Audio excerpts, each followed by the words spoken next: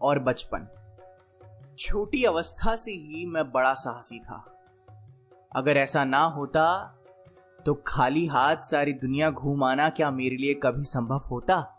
विवेकानंद।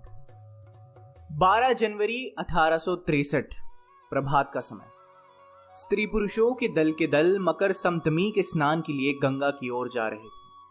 इसी समय कलकत्ता के गण्यमान्य दत्त परिवार में एक बालक का जन्म हुआ जिसका नाम नरेंद्र नाथ रखा गया। आगे चलकर यही नरेंद्र नाथ विवेकानंद के नाम से प्रसिद्ध हुआ। बालक की मां का नाम भुवनेश्वरी देवी था। नरेंद्र से पहले उनके 2 लड़कियां थीं। बेटे का मुंह देखने की उनके मन में बड़ी अभिलाषा थी, इसलिए सुबह शाम शिव मंदिर जाकर प्रार्थना करने लगी। कहते हैं कि एक दिन वो पुत्र कामना में इतनी ध्यान मग्न हुई कि उन्हें कैलाशपति शिव सामने खड़े दिखाई दिए। धीरे धीरे उन्होंने शिशु रूप धारण किया और भुवनेश्वरी देवी की गोद में बैठ गए। इससे मां का यह विश्वास बना कि बेटे का जन्म शिव के वरदान से हुआ है, इसलिए उन्होंने उसका नाम वीरेश्वर रखा। घर में यही नाम चलता था और प्रियजन बीले कहकर पुकारते थे। कलकत्ता में कायस्थ वंश के कई दत्त परिवार थे। इन परिवारों में बहुत से योग्य और विद्वान व्यक्ति पैदा हुए। विवेकानंद के समकालीन इतिहासकार रमेश चंद्र दत्त उनमें से एक थे। विवेकानंद का जन्म इसी कायस्थ परिवार में हुआ था, पर रोलाम ने उन्हें क्षत्रिय वंश में उत्पन्न होना बताया। शायद उन्हें यह भ्रांति इसलिए हुई कि खुद विवेकानंद ने विदेश यात्रा से लौटकर अपने मद्रास के भाषण में प्रसंगवश कहा था। एक बात और, मैंने समाज सुधारकों के मुखपत्र में पढ़ा कि मैं शूद्र हूं और मुझसे पूछा गया था कि एक शूद्र को सन्यासी होने का क्या अधिकार है।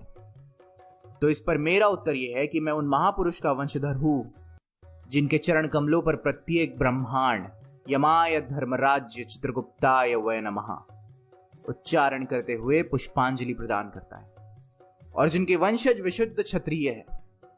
यदि अपने पुराणों पर विश्वास हो तो इन समाज सुधारकों को जान लेना चाहिए कि मेरी जाति ने पुराने जमाने में अन्य सेवाओं के अतिरिक्त कई शताब्दियों तक आधे भारत का शासन किया था। यदि मेरी जाति छोड़ दी जाए तो भारत के वर्तमान सभ्यता का क्या शेष रहेगा? अकेले बंगाल ही में मेरी जाति में सबसे बड़े दार्शनिक, सबसे बड़े कवि, सबसे बड़े इतिहासज्ञ, सबसे बड़े पुरातत्ववेत्ता और सबसे बड़े धर्म प्रचारक उत्पन्न हुए। मेरी ही जाति ने वर्तमान समय में सबसे बड़े वैज्ञानिकों से भारतवर्ष को विभूषित किया है। इन निंदकों को थोड़ा अपने देश के इतिहास का तो ज्ञान प्राप्त करना था। ब्राह्मण, क्षत्रिय तथा वैश्य, इन तीनों वर्णों के संबंध में जरा अध्ययन तो करना था। जरा ये तो जानना था कि तीनों ही वर्णों को सन्यासी होने और वेद के अध्ययन का समान अधिकार है। ये बातें मैंने तो यूं ही प्रसंगवश कह दी। वो जो मुझे शूद्र कहते हैं, इसकी मुझे तनिक भी पीड़ा नहीं। मेरे पूर्वजों ने गरीबों पर जो अत्याचार किया था, इससे उसका कुछ परिशोध हो जाएगा। यदि मैं पैरिया, नीच चांडाल होता तो मुझे और भी आनंद आता, क्योंकि मैं उन महापुरुष का शिष्य हूं जिन्होंने सर्वश्रेष्ठ ब्राह्मण होते हुए भी एक पैरिया चांडाल के घर को साफ करने की अपनी इच्छा प्रकट की।